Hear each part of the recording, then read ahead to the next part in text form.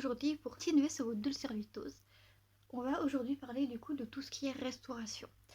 Pas restauration comme restaurant, mais restauration comme se restaurer les bonnes énergies qu'on a en soi. Ce genre de restauration-là, pas le restaurer à l'écran resto. Ça aurait pu, j'aurais franchement kiffé, mais non. Mais avant de vous expliquer plus en détail quels sont les exercices de la séance du jour, nous allons d'abord faire une petite installation. Pour ce faire, je vous conseille de vous asseoir sur une chaise ou sur quelque chose qui vous permet d'avoir le dos droit et en même temps que vous soyez confortable, de décroiser vos jambes et vos bras et de fixer un point fixe ou si vous préférez, de fermer les yeux. Une fois que c'est fait, vous allez simplement vous laisser guider par ma voix et vous allez d'abord essayer de sentir vos pieds, vos orteils. Vous allez essayer de les dénouer. Vous allez essayer de les étendre le plus possible dans vos chaussures si vous en portez. Et essayez aussi de sentir le contact de la chaussette possiblement qui est dessus. Ensuite, vous allez remonter dans vos jambes, tout doucement. Vous allez remonter dans vos mollets, puis vos genoux, puis vos cuisses. Vous allez essayer de sentir s'il y a des tensions. Et s'il y en a, vous allez essayer de les dénouer tout doucement, tout simplement, en sentant aussi la robe, la jupe, le short ou le pantalon qu'il peut y avoir sur vos jambes. Vous allez ensuite continuer à remonter tout doucement dans la colonne vertébrale. Vous allez sentir vos vertèbres. Vous allez sentir aussi le fait que vous soyez adossé contre quelque chose de plus ou moins dur, suivant si vous êtes sur une chaise, sur un fauteuil, dans un canapé, ou même le vide si vous vous tenez contre rien du tout. Vous allez sentir le fait que vous vous sentez droit, que vous êtes droit sur votre colonne. Et vous arrivez ensuite tout doucement au niveau des cervicales. Vous allez redescendre dans vos épaules. N'hésitez pas à faire quelques petits mouvements d'épaule pour les détendre si vous sentez que vous êtes tendu. Tout doucement, tout simplement, sans stress, sans aller vite, tout doucement. Vous allez essayer de les détendre et vous allez prendre quelques grandes respirations au besoin. Grande inspiration. Vous bloquez 1 seconde, 2 secondes et vous expirez. On va recommencer une deuxième fois. Une grande inspiration. On bloque 1 seconde, 2 secondes et on expire. Ensuite, on va continuer de descendre tout doucement dans nos bras en reprenant notre respiration normale. On va arriver jusque dans nos poignets et jusque dans nos mains, que l'on peut bouger un peu. Si on sent que nos doigts sont tendus, qu'il y a quelque chose qui va pas, on peut les bouger pour sentir et se réapproprier nos mains. Puis on va remonter tout doucement dans nos bras, remonter jusqu'à nos épaules, arriver dans nos cervicales. Et là, on va pouvoir faire quelques petits mouvements de tête, tout simplement d'avant en arrière, tout doucement, tout lentement, pas pour se faire mal, juste pour ressentir sa verticalité.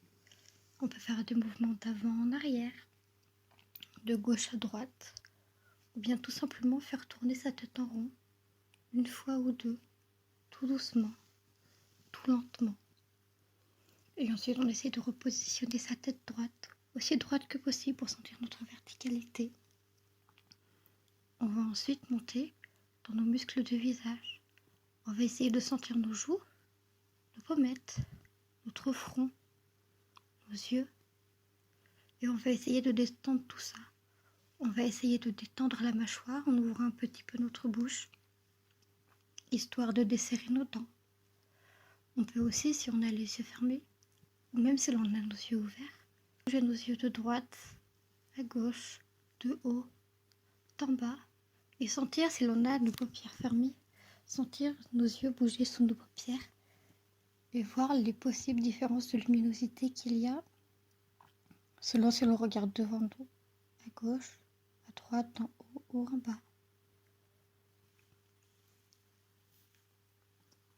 Et ensuite, quand vous serez prêt, vous pourrez réouvrir les yeux et on pourra faire maintenant un état des lieux de comment on se sent au niveau de notre corps. On va essayer de poser une intensité sur le fait qu'on est bien ou le fait qu'on est peut-être pas bien. Est-ce qu'on a des courbatures quelque part? Est-ce qu'on a mal quelque part? Si oui, à quel endroit? Sinon, le mot je peux utiliser pour décrire comment je me sens et mettre une intensité sur la douleur s'il y en a. Ensuite, on peut essayer de regarder nos pensées. Est-ce que j'ai beaucoup de pensées? Est-ce que j'ai peu de pensées? Et mettre un curseur là aussi. Peu, beaucoup, très peu, pas du tout, énormément. Et ensuite, on peut mettre un mot sur les émotions que l'on ressent au niveau de notre cœur. Est-ce qu'on en est bien? Est-ce que l'on est apaisé par rapport à avant notre installation? Une fois que cela est fait, on peut maintenant commencer la séance. Donc cet exercice de restauration, quand est-ce qu'il faut le faire? Il faut le faire quand on se sent fragile. Fragile dans le sens où il y a un truc qui va pas et quelque part on le sent, on ne sait pas forcément identifier quoi, mais on sent que ça va pas, on sent que ça nous emmerde clairement et on sent que ça va nous gâcher la journée si on reste focalisé là-dessus. Mais en même temps, comme on ne sait pas ce qu'on sait, on arrive difficilement à l'identifier, on arrive difficilement, tu vois, à se dire que osef quoi. Et donc tout simplement, on va stopper tout. On va prendre un temps pour soi, on va se dire ok, qu'est-ce qui vient de se passer? Qu'est-ce qui aurait pu me mettre dans cet état? On fait une petite relecture de ce qui vient de se passer, soit dans la dernière heure, soit plus si c'est plus loin, soit moins si c'est moins loin, voilà vraiment.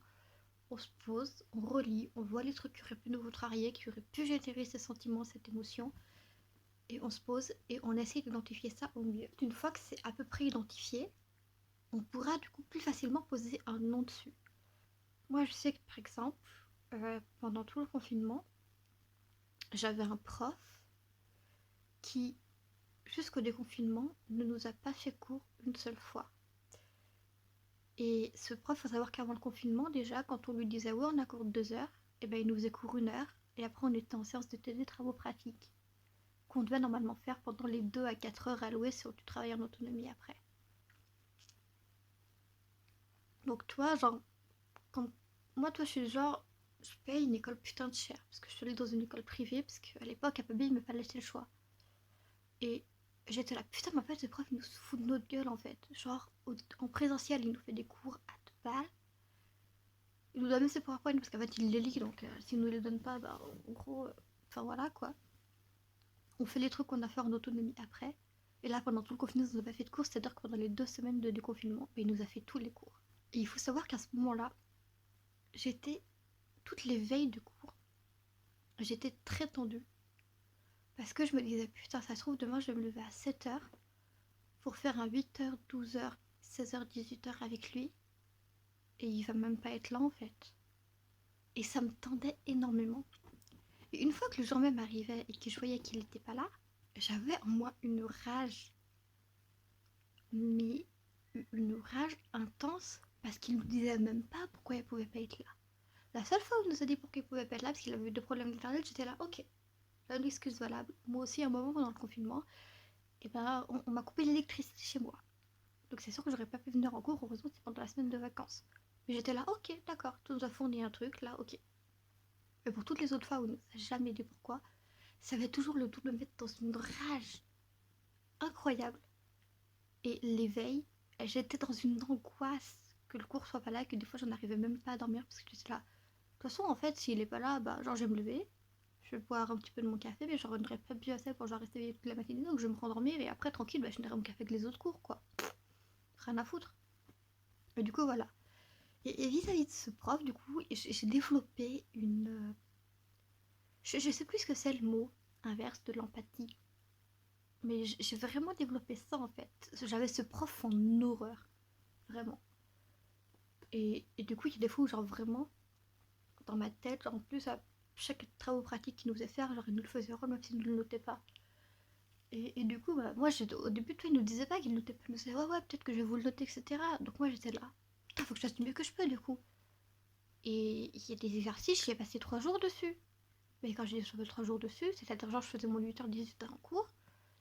Et que je faisais un 18h30, 20h30, plus 21h30, 23h dessus, quoi. Donc genre c'était pas ouais non je le fais la vite, non non c'était vraiment genre je le fais bien du mieux que je peux et tout et tout. Vraiment vraiment. Et, Et du coup, genre, ça me fanait grave à chaque fois qu'il nous faisait pas cours. Parce qu'après, du coup, pendant les 2 dernières semaines, on a eu quasiment que lui en prof. Genre, tu nous as pas vu pendant tout le déconfinement, puis maintenant, au lieu de nous faire un cours de temps en temps, bah, tu nous fais tous les cours d'un coup. Yes, on adore. Franchement, toi-même encore, quand j'en parle aujourd'hui, tu sens encore qu'il y a un ressentiment là. Donc, du coup, voilà. Mais au début, je savais pas forcément que c'était lié à ce prof, parce que dans une même journée en présentiel, j'avais en même temps d'autres bonnes ou mauvaises nouvelles par d'autres profs et tout et tout. Et du coup, genre, c'était un peu mélangé. Et du coup, cette restauration, j'étais là, ok, c'est bon, je me pose. Qu'est-ce qui s'est passé dans ma journée qui peut faire que je suis dans cet état maintenant? Et je faisais une petite liste. Le train était en retard, je crois que j'allais arriver en retard. J'ai fini mon livre qui était putain de bien, du coup, je suis grave triste. Et ensuite, du coup, je reliais les trucs en petits groupes. Alors, ça, c'est plutôt énervant. Ça, c'est plutôt cool, c'est plutôt joyeux. Et ensuite, je voyais que du coup, ben, il y avait toujours un groupe plus gros que les autres. Et du coup, ensuite, je nommais ce groupe en fonction de l'émotion. Et c'est vraiment là ce qu'il te demande de faire du coup pour identifier ton truc. Là, c'est tout simplement un truc à peu près comme ça. Tu peux lister. Moi, je sais que j'aime bien faire des listes sur papier. Et donc, je faisais une liste papier et je listais, et je listais, et je listais jusqu'à vraiment voir. Après, tu peux très bien le faire mentalement ou le faire sous forme de dessin ou autre. Vraiment, c'est libre de choix la forme sous laquelle tu veux le faire. Mais voilà. Et ensuite, du coup, une fois que tu as trouvé ce mot qui domine tes émotions, tu vas prendre une feuille blanche que tu vas plier en 16. Tu vas plier en deux, que tu replies en deux, que tu replies en deux, ça fait 8, et que tu replies en deux, ça fait 16. Et ensuite, quand tu la déplies, bah, découpe chacun des petits morceaux qui est lié. Et sur ces petits bouts de papier, tu vas écrire le mot qui ne te va pas. Donc moi, le mot que j'avais choisi ce jour-là, c'était frustration. Parce que sur les 6 heures de cours, le prof ne nous avait pas donné de nouvelles. Il ne nous a pas donné de TD. Et quand on a envoyé un mail à la prof pour lui dire que bah, il n'avait pas fait cours, clairement, il nous a dit ah bon? Parce qu'il a fait cours aux autres aux deuxième année à qui il devait faire cours. Et nous, on était là. Mais c'est un connard en fait! Surtout moi, j'étais comme ça dans ma chambre, je suis vraiment. Mais c'est un connard en fait ce prof. Genre, il fait cours aux deuxième année, mais pas aux troisième année. En sachant que, genre, si on valide pas sa matière, on peut ne pas valider notre année en fait. Il se rend compte du risque qu'il nous fait prendre. Enfin voilà, genre vraiment, c'était une rage folle. Donc j'étais en même temps très enragée et très frustrée que bah, personne ne puisse rien faire parce que bah, s'il a décidé de pas faire cours, bah, on n'est pas en présentiel. Donc il est pas obligé d'avoir une excuse claire et concrète. Et puis il peut ne pas faire cours. Aussi frustrant que ce soit, il peut vraiment ne pas faire cours. C'est d'ailleurs ce qu'il a fait pendant tout le confinement. Hein. Et du coup, à partir de ce mot, écrit en plusieurs lettres, qui sont toutes détachées les unes les autres. C'est vraiment important une lettre, un papier. Donc je fais plier en 16 parce que souvent une émotion ça s'écrit pas en un mot de plus de 16 lettres. Et ensuite ces lettres, tu vas les mélanger. Et tu vas recréer autant de mots possibles que tu vas écrire sur une feuille à côté. Pour te dire oui, au début il y avait frustration, mais avec frustration, je peux écrire tel ou tel mot. L'important sur ces mots, c'est pas que ce soit des mots qui soient correctement orthographiés. Ça peut juste être des mots qui ont une consonance, comme le mot que tu aimerais faire. Par exemple, avec frustration, je vais faire phare, F-A-R, à la fois comme le phare qui éclaire et guide les bateaux pendant la nuit, et à la fois comme le phare breton qui est un gâteau pépite. Donc ça ressemblait à la fois quelque chose de bien qui nous guide à aller vers quelque chose de mieux, et à la fois une gourmandise très bonne, parce que évidemment, oui, quand je vais pas bien, j'ai tendance à me pencher sur la bouffe. Sauf quand c'est une situation de stress ou d'angoisse, où là au contraire je bannis la bouffe parce que bah, mon estomac il est tellement serré par le stress et l'angoisse que ça sert à rien de bouffer, juste à me rendre malade. Mais voilà, ça dépend, c'est deux salles d'ambiance, hein, mais voilà. Et du coup, ce jour-là, ouais, voilà, j'étais tellement frustrée, tellement énervée que genre ça m'a fait déclencher une faim, mais une faim, vous imaginez même pas. Genre entre deux cours, je m'étais bouffé un demi paquet de gâteaux. Et on était arrivé à même pas 30 minutes du cours que j'avais encore la dalle, quoi, tellement que ça m'avait énervé et que, genre, incroyable.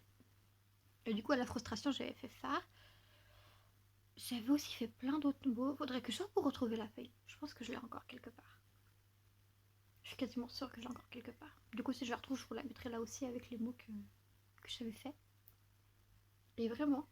Et ensuite, du coup, tous ces mots, parmi tous ces mots, tu vas en choisir un qui te, qui te fait du bien justement et qui te fait te dire bah ouais, au départ ça vient d'un mot dégueulasse, d'une émotion dégueulasse qui nous a niqué notre journée, mais au final, à partir de ce mot, je peux très bien le réarranger en quelque chose de beaucoup plus positif, de beaucoup plus sain, de beaucoup plus mieux pour ton corps et ton cœur, qui te fait sentir beaucoup plus en paix avec toi-même, beaucoup plus apaisé.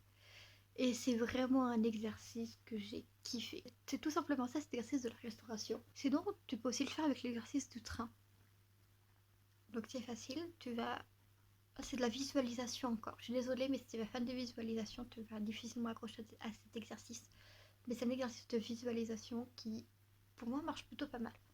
Mais je te donnerai une alternative aussi dans mon ressenti sur ce cours et tout, parce que mon alternative que j'ai choisie pour moi marche à mon sens mieux que cet exercice-là en lui-même.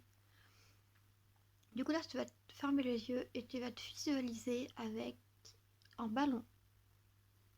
Tu sais, genre le genre de ballon de fête foraine que tu tiens dans ta main puis qui te tient en l'air.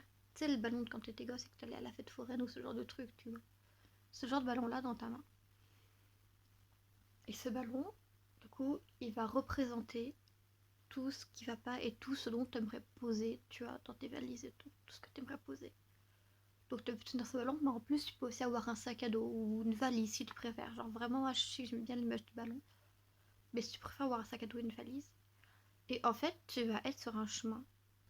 Et sur le chemin, tu vas prendre des cailloux qui vont remplir ton sac et qui vont symboliser tous les trucs qui ont pas été dans ta journée ou tous les trucs qui sont rattachés à cette émotion de frustration, de colère, d'angoisse, de haine, de n'importe quoi qui te gâche la vie. Et tu vas les mettre dans ce sac. Et puis tu vas avancer comme ça. Ton sac va devenir de plus en plus lourd et va être de plus en plus rempli. Et puis au bout, tu vois un train. Et dans ce train, tu vois qu'il y a une porte ouverte. Alors tu poses ton sac, puisqu'il est écrit qu'il faut poser son sac. Et ensuite, le train démarre. Et en fait, le train, il va emmener comme ça loin de toi tous ces sentiments négatifs ou moins négatifs que ceux que j'ai énoncés, mais qui te font du mal, qui font que t'es pas forcément bien dans ta peau. Et du coup, voilà, ça va vraiment emmener toutes ces émotions. Et ensuite, tu vas revenir sur le chemin. Tu vas retourner chez toi, puisque ce chemin entre chez toi et le train, il est direct. Et tu vas revenir chez toi apaisé. Tu auras plus tous ces trucs qui t'ont gâché la vie. Et puis c'est tout. Voilà. Alors, moi, un autre exercice que j'aime faire, mais là, après, c'est plus compliqué parce que, ben, il faut avoir une source d'eau près de chez soi. Et ça, je sais qu'au quotidien, c'est pas aisé. Tout le monde n'a pas une source d'eau à côté de chez toi. Parce qu'une source d'eau, c'est genre une source d'eau naturelle, genre une rivière, un petit ruisseau, ce genre de truc. Vraiment. Donc, c'est pas le genre de truc qui est à côté de chez tout le monde. Et du coup, tu vas aller à côté de ce ruisseau. Et soit ton affinité avec ça, soit tu vas t'asseoir à côté, soit tu vas t'accroupir à côté. Ou alors, tu peux aussi rester debout, mais tu vas regarder l'eau.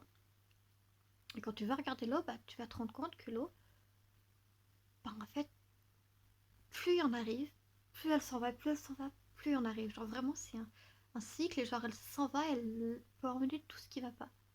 Et tu vas regarder l'eau et tu vas lui dire mentalement ou vraiment lui dire avec ta voix tout ce qui va pas, tout ce que tu veux qu'elle emmène.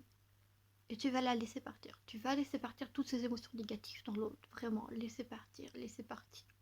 Et regarder l'eau. Tu peux prendre le temps que tu veux pour faire ça, mais moi je sais que c'est un exercice qui m'apaise beaucoup, qui me, qui me fait beaucoup de bien, et plus que l'exercice de la visualisation, c'est les exercices dans la restauration qui font le plus de bien, c'est du coup celui de l'eau que je viens d'inventer. Que je viens d'inventer. Que j'ai pas inventé, mais qui est pas du tout dans l'optique phytose, quoi. C'est quelque chose que je pratiquais plus par moi-même avant et après phytose. Et l'exercice des lettres, par contre, que là j'ai découvert avec Vitose et qui est un pur bonheur. Vraiment, je pourrais m'amuser des jours et des heures entières à demander à des gens qu'est-ce qui va pas aujourd'hui dans leur vie, qu'ils me donnent un mot et que je leur fasse pour eux, pour leur montrer que oui, parfois la vie c'est de la merde, mais qu'à partir d'un truc qui est merdique, tu peux recréer plein de trucs qui peuvent t'apporter de la joie et du bonheur, et ça c'est cool. Voilà. Sur ce, on va clôturer ici la séance 9. Merci de m'avoir suivi, de m'avoir écouté. N'hésitez pas à me faire un retour en commentaire si jamais vous avez kiffé. Si vous avez essayé des exercices qui ont plus ou moins marché pour vous. Ça me fait toujours plaisir de voir vos retours et de voir votre évolution en même temps que la mienne. Et puis on se retrouve bientôt pour la séance 10. Ciao!